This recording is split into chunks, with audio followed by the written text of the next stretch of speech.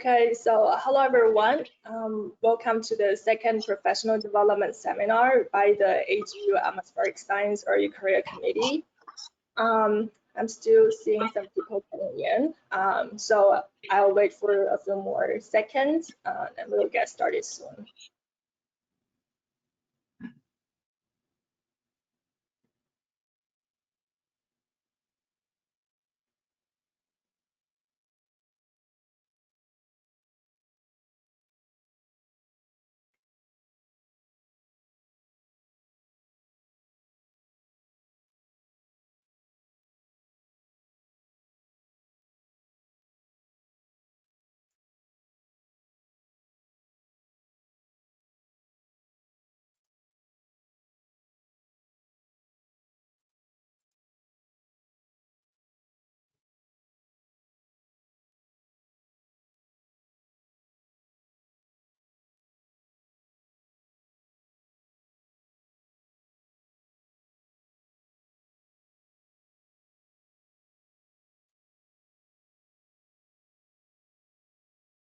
Okay, I'm seeing it slowing down, so we'll get started. So my name is Zhen Xu. I'm a postdoc at Harvard and a member of the committee. So welcome to this professional development seminar by the AGU Atmospheric Science Session Early Career Committee. I'm hearing some feedback. Can the panelists mute yourself? Okay, so the topic of today's webinar is career path for atmospheric scientists in the private sector. We have three awesome panelists who have worked in the private sector for several years.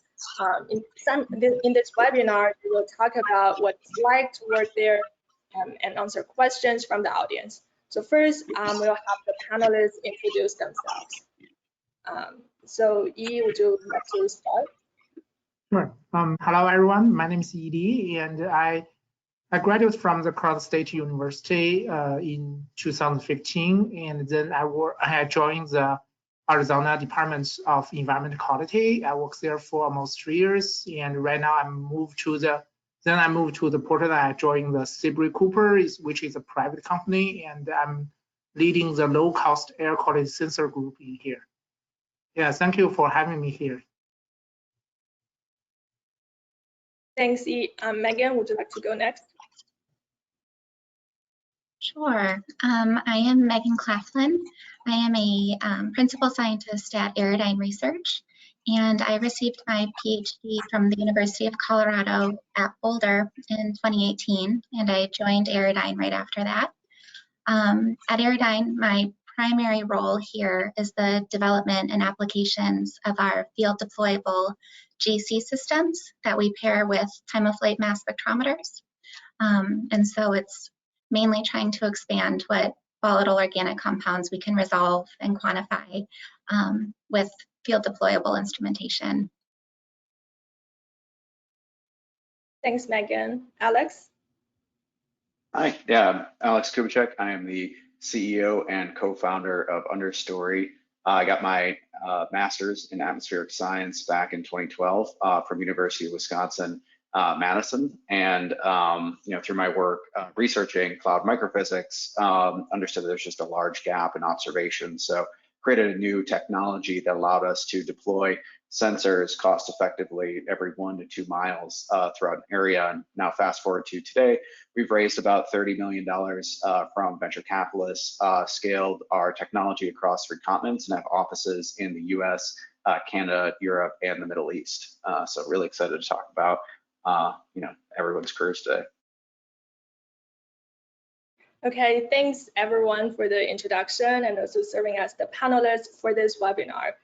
So now we are going to ask a few questions prepared by the committee and selected from the questions submitted by the audience. And for the audience, you can submit your questions using the question feature of GoToWebinar. So the first question we have is, what is your day-to-day experience at work like? How is it different from the research work or life when you were in grad school? I guess we can probably go in the order that we just have the self-introduction.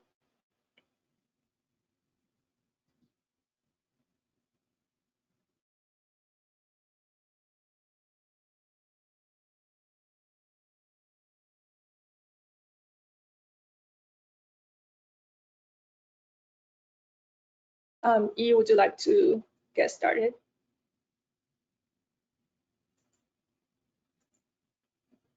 Okay. Yeah, because I was muted by organizer. So okay, that's a good question. So most my day-to-day work is most on the technical side. So since I'm working on the local sensor, I try to I think part of my day-to-day work is management those this local sensor across the world. So make sure it's working functionally, and I will solve any questions, any problem I came across every day. And there's another part of my job is I also developing a method, to continuously improve those accuracy of our sensors, make sure it's provided reliable data, and make sure it's increase their work efficiency. And another part of my work is management team. We have we work also have partner from China, so we need to manage two teams to work together and improve the communication between two teams. So yeah, mostly is kind of my day-to-day work. Yes.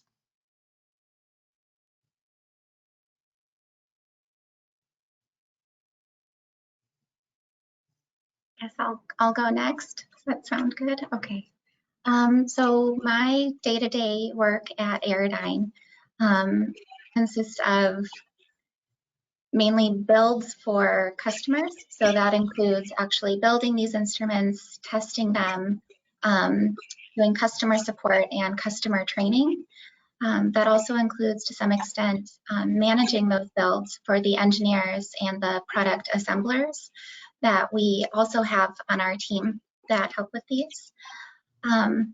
Aside from the builds for customers and the support that goes along with that, another big part of my day-to-day is for my own research and our team's research at Aerodyne. So we are still heavily involved in the atmospheric research community, both through our own grants and our own research projects, and then also through many collaborations with university partners and partners at, for instance, national labs as well. So a lot of data analysis, also including lab experiments and going out and doing field campaigns. And so I would say there's a lot of variability actually in my day-to-day, depending on the time of year, I guess. Well, yeah, and my day-to-day is radically different than what I had when I was back researching. I do very little actual researching, and basically help with the company around sales and essentially building out the vision for the company. But a lot of the people who join our company, like our data scientists, a lot of their work is actually very similar to what they did in grad schools. Are working on different projects that we can wrap in proposals for various customers, as well as we have operational forecasters that essentially are doing exactly what they would do in the public sector. But then there's some people who come from academia and have moved into product management roles where again, they're not really using the hard sciences on the day-to-day basis, but it guides a lot of the decisions that they're making when they're trying to make how can I actually make this the best product possible for our clients.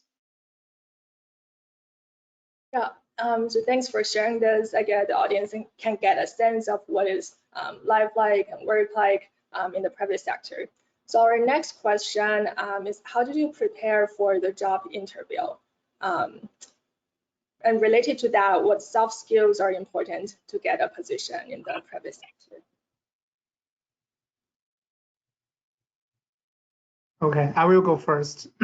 So as my native language is not English, I feel like when I do the job searching and looking for the interview, I have more burdens than another student. So first you need to practice your English, and also for when I'm doing the job interview, there's kind of two kind of part. one part is the technical questions, mostly it's related to like, tell me what's PM2.5 and how do you sample the PM2.5. Those technical one is not difficult, I believe, if you go through your program. But for me, it's most hardest is those called the behavioral questions, like tell me about your future and tell me about the biggest challenge during your work. So that's questions is actually I feel like it's more difficult to me. So my tips is you need before you take the interview, do the homework. Please remember to do the homework and review your story. And usually you need to prepare a few stories. You can like you can speak them fluently, and also like you can fit those story in with those questions. So that's very important. And also after your interview, please also review those questions and think about what I can do this, what I should do to can make this sounds better, or to review what your performance and get improvements for your next interview. So that's my suggestions.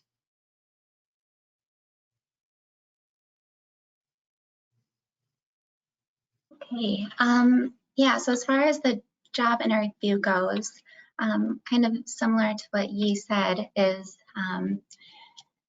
at least from my experience, where I interviewed with 2 different companies, both of which were in the private sector, both interview processes were very similar, where part was giving a seminar about your past or current research and kind of being able to highlight your technical or your specific analysis skills, and then followed by a lot of one-on-one conversations, both with people on the scientific staff and from people on the business side, maybe the marketing side. As well, which coming from, only working in a research group, you might not expect going in.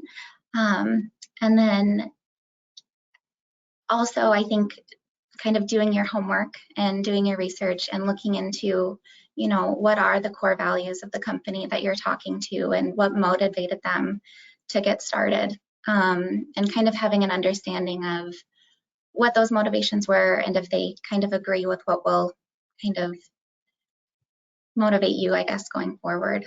As far as soft skills that go into helping you either get a job or be successful in a job in the private sector, at least from my experience here at Aerodyne, a lot of teamwork, having really good communication skills, and then also being really adaptable, even more so than you might expect, especially on a day-to-day basis. We are in communication with students and professors and professional research scientists, but also people in marketing, and we're trying to sell these instruments. We're working on tenders, and so it's a huge variety of people that we need to communicate to. And then things also seem to change a lot, both on timelines and specific projects. So being able to pivot pretty quickly seems to be a good trait to have in your back pocket. Everything that you and Megan said has been fantastic, so would add on to that. One thing that I would also provide is just when you, like, one of the biggest soft skills you can have when interviewing is just really being authentic.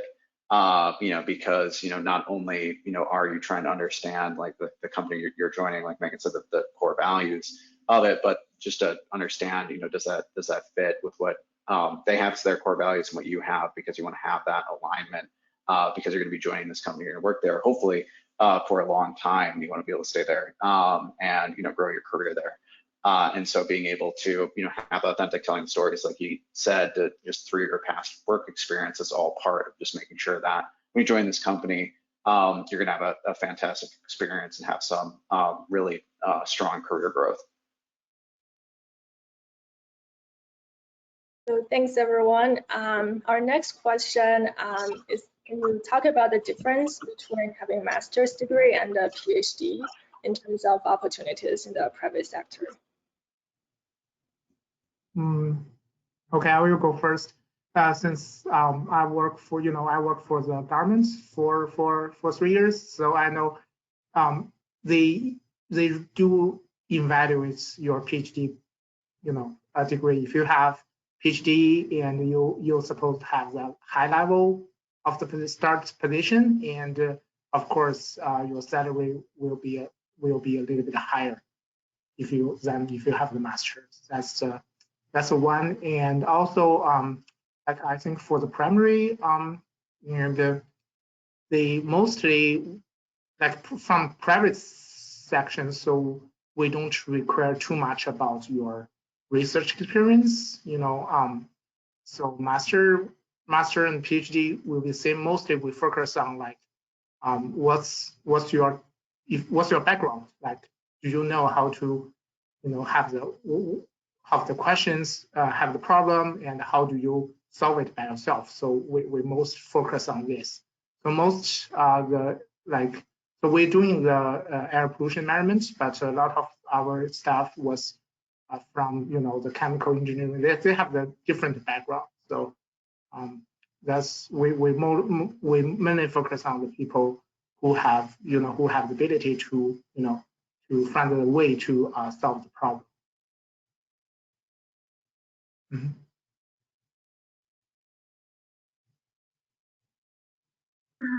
So from my experience here at Aerodyne, at least, you kind of look at the 3 degree levels being bachelor's degree, master's degree, or a PhD. At least here, I would say your opportunities, if you either have a bachelor's or a master's, would be fairly similar in terms of the track that you would be on. And a lot of that is being responsible for a certain product, a certain instrument type, including the testing and customer support and customer training, or having certain responsibilities like doing a lot of different field campaigns, which we're hired to do. The difference there is even though you would in general work with instruments and train other people on how to use these instruments, you won't generally be involved in the development or application science side of things. So with the PhD, that's kind of where that comes in, where you're more in a space where you can really drive the science and kind of decide what path it goes down, both for the instrument development and then the applications. But then along with that, here we also, if you have a PhD, you're expected to apply for grants, win proposals, go out and seek collaborations with different research groups to really help the science. So. And on the startup side, we're a little weird where the master's, bachelor's, or PhD doesn't matter as whole much. There might be, like he said, a jump in pay scale, but what we value a little bit more than the degree is actually just work experience and really overall passion for what you're building. So and that's probably more so true for a startup like mine. But I have seen private research groups. They do have like set pay scales for if you do have a different level of degree. So that depending on where you want to go, I would research that before deciding, well, do I need to get a master's? Do I need to get a PhD? Where do I actually want to be with my career? And you can find out if it's worth the investment of your own time. These are awesome answers. So our next question is, what do you think the general science prerequisites like chemistry, math, or physics are needed or as important in the private sector as a forecaster or a similar job?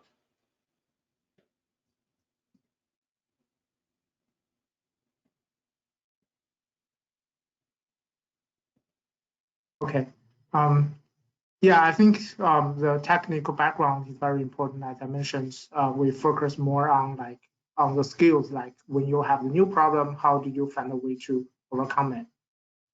That's will be like very important, because you know, when I doing my PhD, it's more focus on the nitrogen deposition. But right now, I'm working on the general air pollution measurements and how to do the measurements. So those I feel like those chemistry, math, physics, like knowledge I learned is really helped me to overcome the new problem I came across.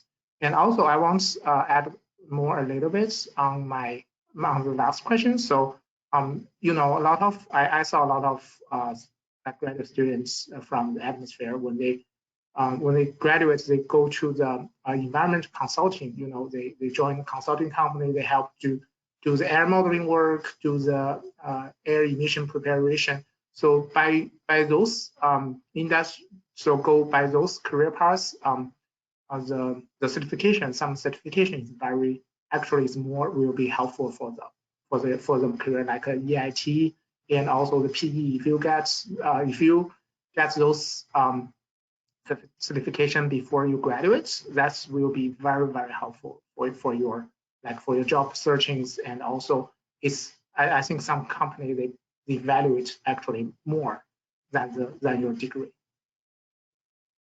Mm-hmm.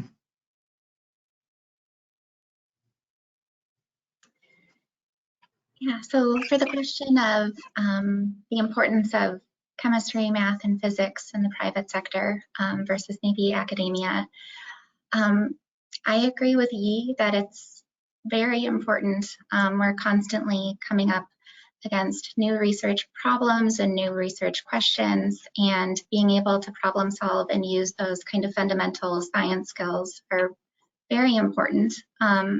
You know, here, not only do we do our own research, but we're also expected to support our customers, not just on the technical side for instrument training or maintenance or troubleshooting, but also support their research. So for data analysis and data interpretation. And so I think we're constantly using all of those skills that we brought from our various educational backgrounds.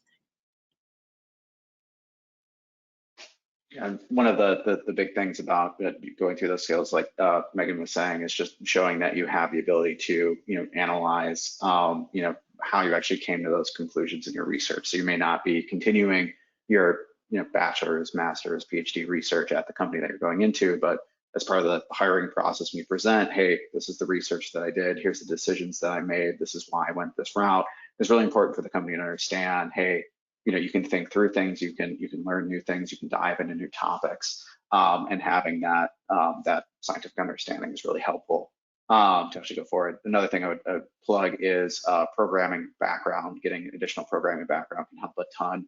A lot of firms are using Python now, but having the ability to rapidly process large data sets, it seems to be incredibly helpful when doing any type of research, especially fast-moving private companies. Yep. So thanks for sharing these great insights. And the audience, you can, if you have any questions that you would like to ask and like to get advice from this panelist, you can type in your questions using the question feature of GoToWebinar. So our next question is, in academia, you have to go wherever you can to find a suitable postdoc. So you don't have a lot of freedom to choose where you live. Is this issue similar in the private sector, or have you found that you have more freedom of mobility?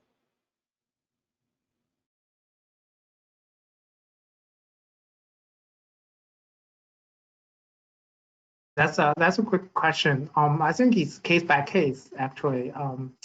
Like most, you need to think about, I think it's really is case by case. It depends on like where those work located and where you if you like it or not. Yeah.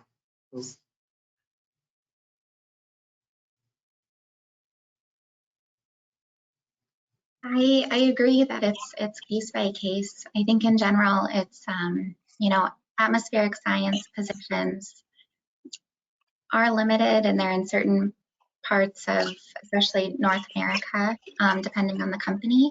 The one thing I will say that unlike a postdoc, which you are potentially having to move to a new location for 2 or 3 years, a job in industry or in the private sector, usually if you like it and if it's going well, is for much longer. So it's another relocation, but hopefully one that lasts for a while, so not quite as painful as moving every couple of years.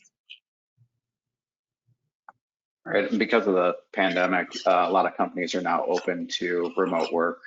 So, like for instance, we'll hire anyone globally that can contribute remotely to our different research initiatives or product management. There may be some things that you're working on at that company. If it's more hands-on, you will have to relocate. But if it's more, almost completely digital or research oriented, you might be able to join that company completely remotely. So it really depends on the company, their culture, and really what they're looking for that position. And so when you're looking at job postings, you actually see, is this, does this require relocation, or is this a remote position? Yep. So our next question is regarding international candidates. I think you can speak more about that. What challenges did you face applying to work in the US as an international candidate? Oh, that's a really good question. For me, I think mostly is English, like how to communication, how to express your ideas clearly and softly to your to the people around you. I think that's the biggest challenge I came across day to day. Mostly, I still actually improve myself and fight with it. So, and then another thing I think most international students need to think about is when you do application, you need to think about like is this position is to provide the sponsorship. That's I think the most for students like H-1B, and yeah, that's actually it's another criteria you need to think about this position.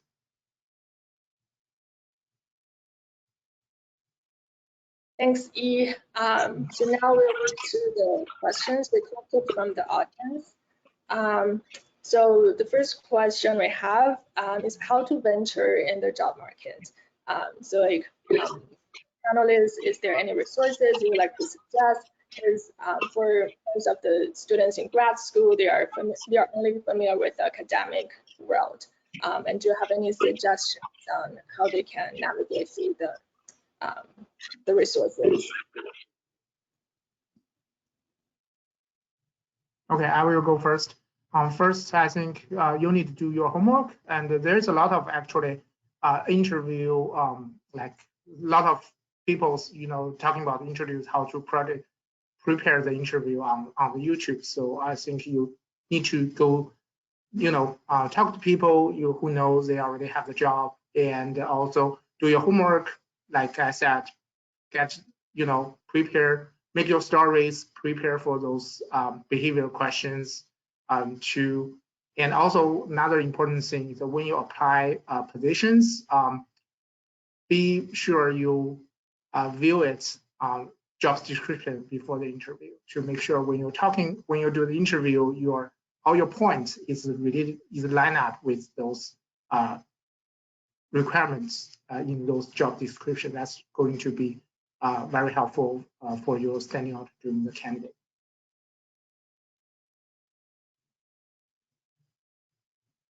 Just to add to that, I think in terms of resources where to start looking for jobs or how to start that process, there are so many great resources, especially, for instance, conferences haven't been happening for the last year and a half or so, but many conferences will have resources for practicing interviews or finding out about different job boards. And a lot of that has moved to being online resources, which are great. Also, talking to people in whatever program you're in, no matter the level, professors will usually have a good idea of good places to start. And then if you're looking specifically at a certain area and there are only a couple of companies there, I don't think it ever hurts to just reach out and see if you can, you know, start talking to somebody and just create a relationship that way. And on that point around cold emails, if you look up, the company and the department head of the position you're applying to, you can see, hey, did they actually go to the school that I got my degree from? And sending a cold email and say, hey, we actually went to the same school, went through the same program. That can actually help a ton if you're looking to join fellow alumni at a school.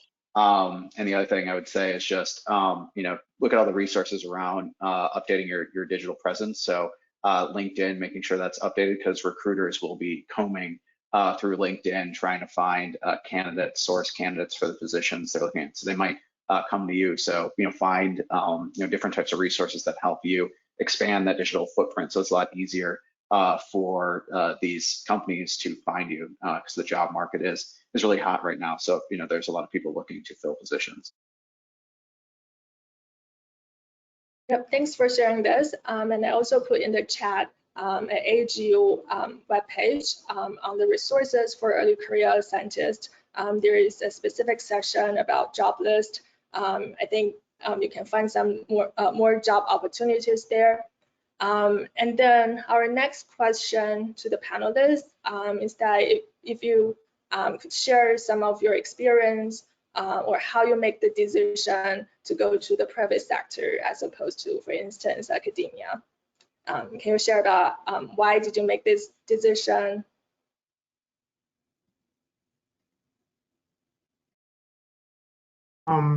My personal experience is actually when I graduated from my PhD, I looking for I looking for the opportunity actually in both sides. So I apply few postdoc positions and also apply for a few positions in industry. But finally I end up accept the offer from Arizona DQ, because the most important thing, I didn't get the fancy the offer from postdoc. I didn't. There is a couple position opportunities, but when I think about this, I feel like it's not enough attractive myself to go there. So that's why I accepted the industry offer and start working for the Arizona those. So actually, so that's why when you do think about accepting offer, I think the family, locations, and job description is the most three parameters you need to think about.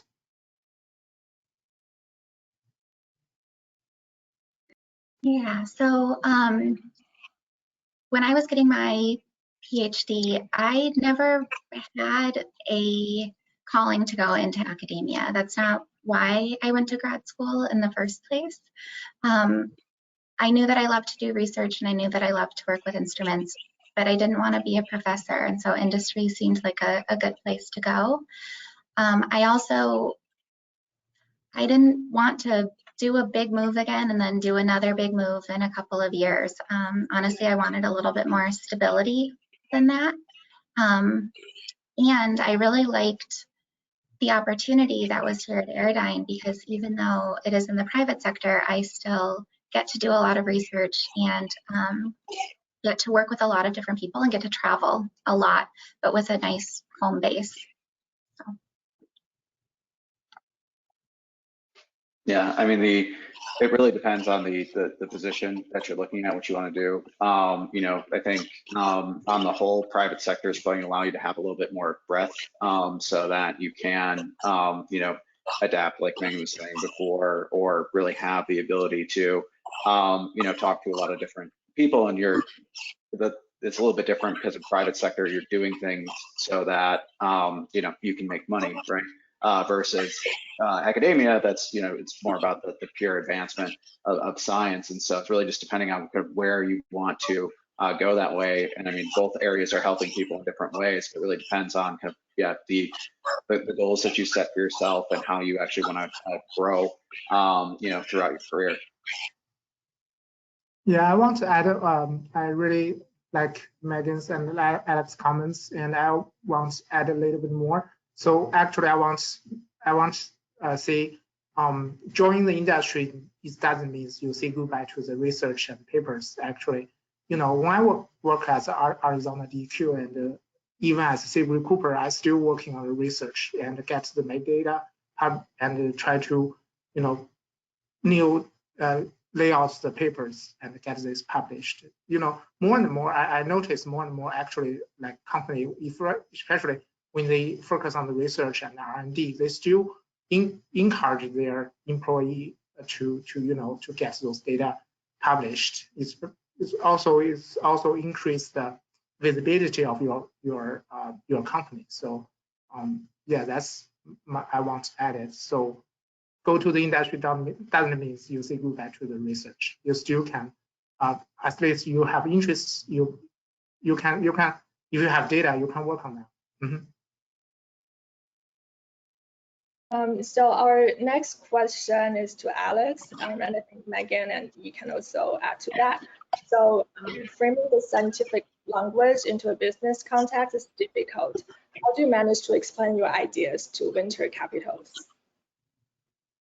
Oh, that's a really good question. All the science that we do, we try to translate it into customer value. What does that actually mean to the end customer? So, all this really cool science, how does it actually help them? How does it help them, either, save money, make more money, mitigate themselves against some kind of risk, and ultimately, protect their livelihoods. And so, there may actually be a lot of the details of the science that you don't touch on because they are, relevant to how the sausage is made, but not so much to kind of the end value proposition that you're bringing to your clients. And that's what's really important, is how do you actually talk about all of the cool research and what you're doing, just really to the end value that it creates.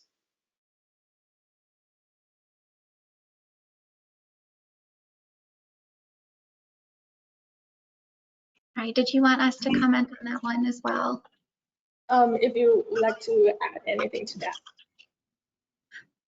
I'm not often in conversation with venture capitalists, so I think I'll leave that one to Alex.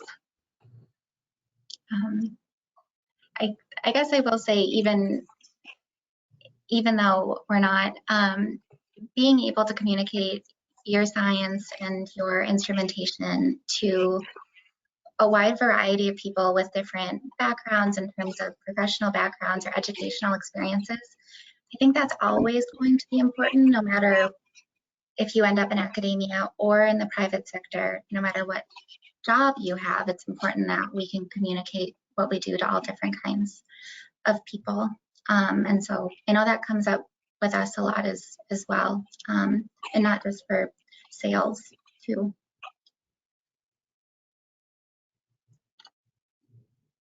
Yeah, I will say most you need to focus. When you do a research, you focus on the pure scientific questions.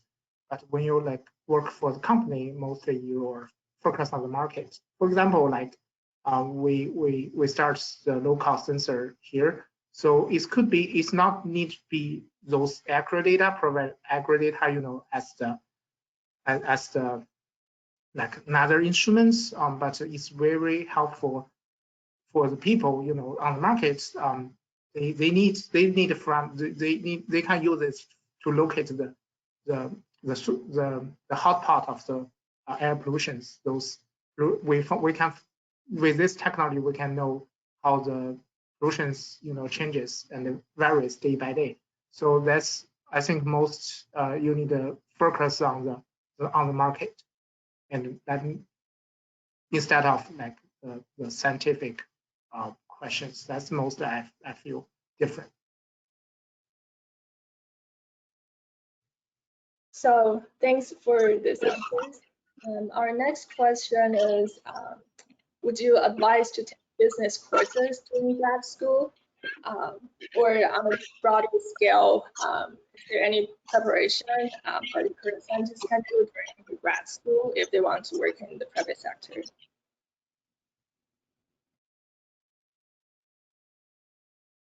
I want to echo the Alex mentions the Python or the ability to process the big data is become more and more focused.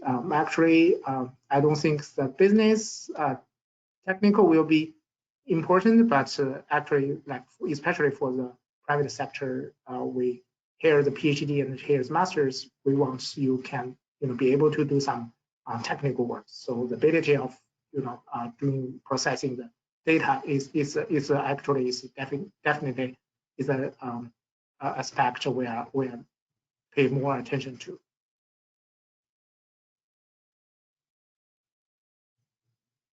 Yeah, I think I would say something similar, which is, if you're interested in doing an MBA or something like that and pairing that with a scientific degree, that could be great. Going into the private sector generally, I wouldn't say that that's necessary, and you'd be kind of an anomaly.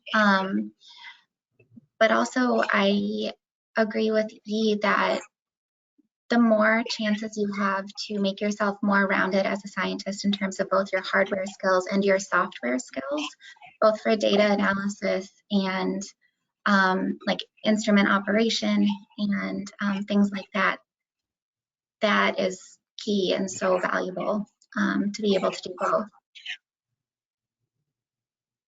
Yeah, again, it depends on where you want to go.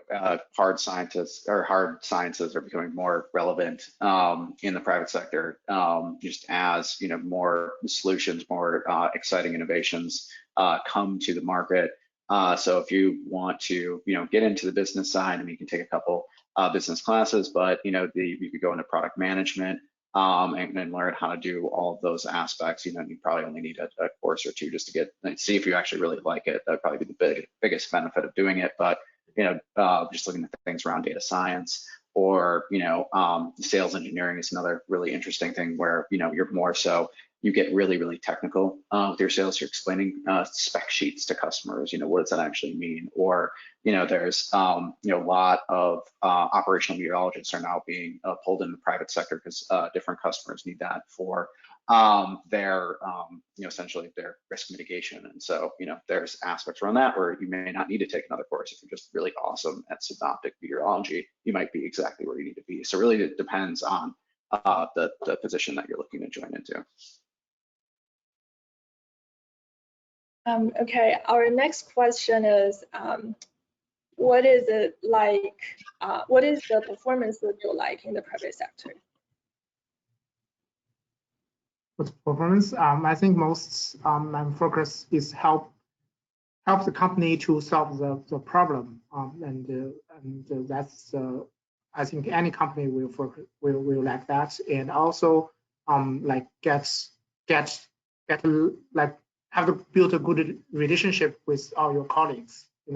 How you solve the conflicts you came across during the day-to-day work. So I think those two things are very important.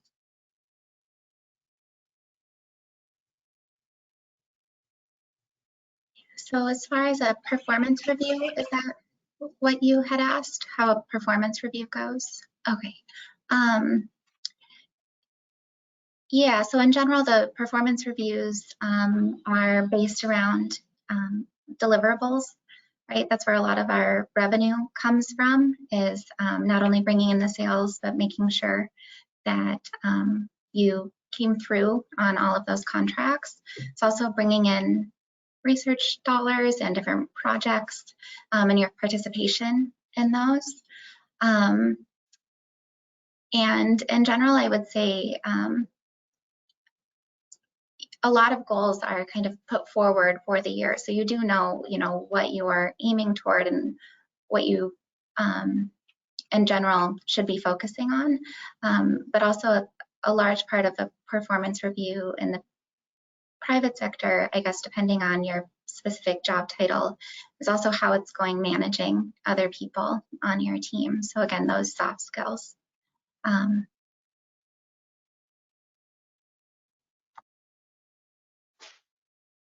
Yeah, it really depends. I mean, it could go any of the routes that Megan just described. But typically, yeah, the companies will have different metrics that they grade you on, and hopefully it's very well defined. Sometimes it's not, and you have to essentially make sure that you're following what the company's strategic path is.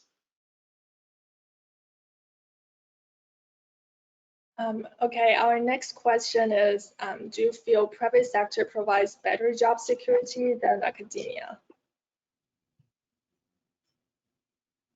I think it depends case by case. I will say, yeah, I will say definitely it's a case by case. And I think most important thing is how do you like the current job you're working on. I think that's the most important thing you need to focus.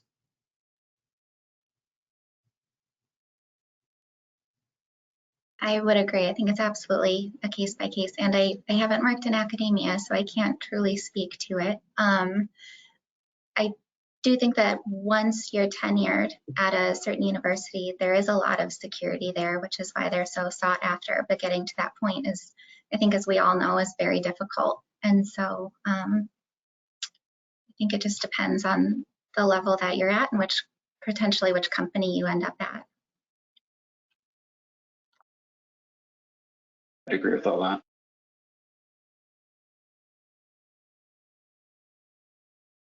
Okay, we'll move to the next question. So how can grad students who are about to graduate use conference attendance to their advantage? I think those conferences is very good opportunity for you to develop your network and also learn about those opportunities available on the market. And also, you also can get a chance to make friends with the senior graduates, who already graduates and get a job. They will give you a lot of very good tips, like when you do your job research, jobs huntings. And I think mostly when you're ready for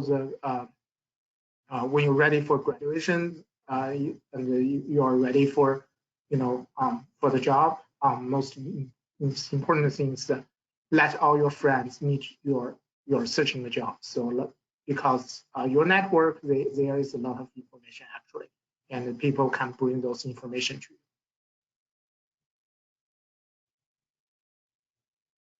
Absolutely. I think networking will get you very far in terms of finding whatever job you end up landing at. So in terms of your actual participation at conferences, participate in the networking events, even if it might feel a little awkward or maybe not like something that you would be your first choice to do. Also, go up and talk to people because, we all see each other's names on publications and we're aware of each other's research, but actually making a face-to-face introduction and having a conversation, I think can go a long ways. And also making it known that you are either on the verge of graduating or you're starting to look and you're starting to think about it, just because then it's in the back of somebody else's mind. If something comes up, they might think of you. And before you attend the conference, you can look at the sponsorship list of all the different companies that'll be there. They'll have booths or maybe are presenting some research. And you can look up those companies and do some homework on, what do they do and are you interested in it? And then when you actually go to the conference, you can walk up to the booth or, catch the speaker after they present the research and say, hey, really passionate about your company because of X, Y, and Z. Do you have any internships or do you have any job openings? That's a really good way to get on the company's radars as well, just to show that, hey, I'm really excited about what you guys are doing and I'd love to jump in head first. Yeah, and then following up to the previous question, is it worth approaching vendor booths or try to track down people from particular companies? Sergeant, could you repeat the question again? Yeah, sure. So that is a follow-up to the previous question. Is it worth approaching vendor booths at conferences, or try to track down people from particular companies?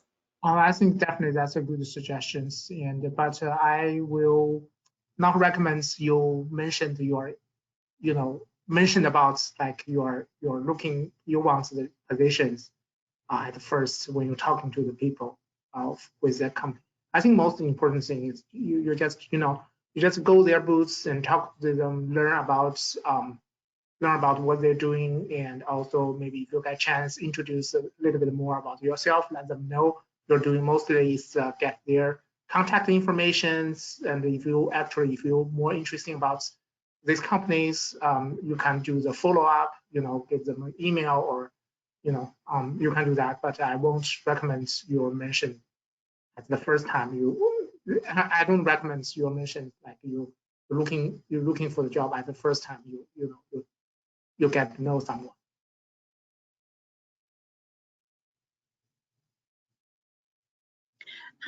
I agree 100% that the vendor booths absolutely get used to making their rounds around that part of the conference. I know at our vendor booth for Aerodyne, it's not just like our vice presidents and our marketing people, but a lot of us, the scientists, will be there throughout the conference as well. So you can come and introduce yourself and talk about your research and our research, maybe where there's some common ground, and you can always pick up business cards and get contact information, just like he said. So it's just starting that relationship.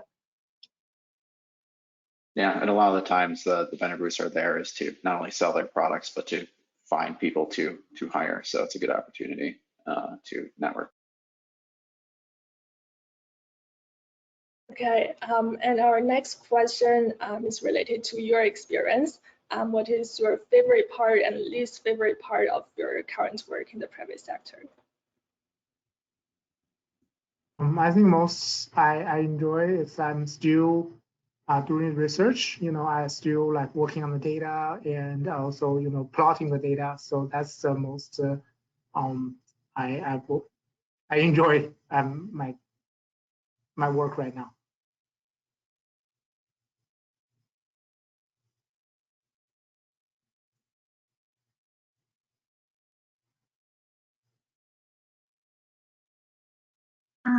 So I would say my favorite part about working in the private sector is getting to work with so many different people and so many different groups, and being able to be involved in a lot of different research projects that I wouldn't have been in otherwise. I guess the other side of that is that there's always so many exciting things going on, and you're being pulled in a lot of directions that it's hard not having kind of the luxury of a lot of time to really focus on a specific problem or a specific project. And so I would say that's the trade-off for me. Yeah, it's really cool to have a varied day-to-day and just do a whole bunch of different things, wear a bunch of different hats, and have that type of exposure, especially if you are joining a specific role at even a smaller company, you'll find that you end up doing a lot more than what you were actually hired to do, which is really cool. Definitely expands your experience and your skill set.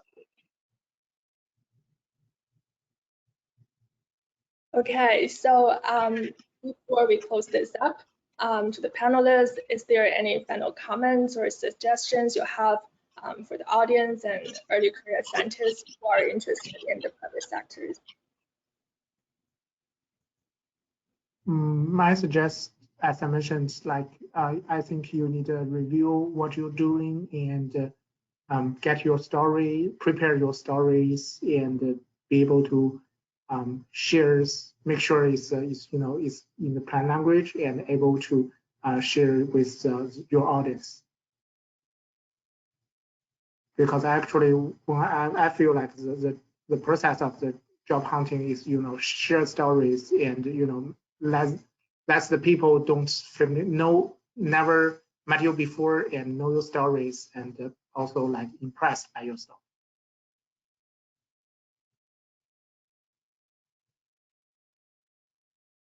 I would just say, keep looking around. I think you would be surprised at the different opportunities that are actually available in the private section, and that there's actually a lot more overlap between academia and these private companies than you might think in terms of your research opportunities. And so just because you don't take the academic route, you can still do really cool science and be involved in a lot of, great projects, even though it might not be the traditional route that you might have thought. Yeah, and it might be a little scary, but just throw yourself out there. Set up a LinkedIn page, cold email, so contact different companies that are looking for it. They might not even have a job posting for what you're looking for, but cold email them.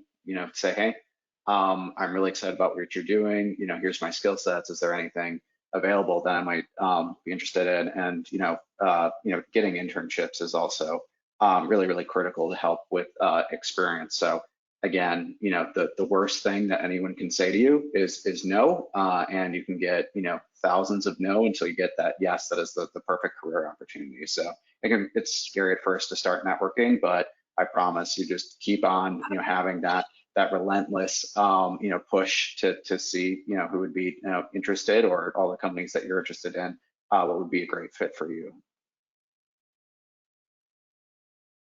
Okay, great. So I think that's all we are going to have today, given that we only have 3 minutes left. I would like to thank the panelists again for joining us and sharing your insights and provide great suggestions to the early career scientists. And for the audience, I hope you find this webinar helpful. If you have any feedback or suggestions for topics for future webinars, you can email to us. Alisa has put that in the chat. I would also like to advertise the AGU Atmospheric Science resource webpage. It was also put in the chat. It has a summary of fellowship, jobless, science communication, and DEI resources. And the last announcement I have is that the Atmospheric Science Early Career Committee is running this webinar series every month. The theme alternates between DEI and professional development. Our next webinar will be at the end of August, and it is about diversity, equity, and inclusion. So if you're interested, please on the lookout for the email announcements from the AGU Atmospheric Science section. So that's all we have for today. Thank you, everyone. Hope you have a good rest of the day. Cool. Thank you for inviting. And nice to meet you, Alex and Megan. Appreciate it. Thank you.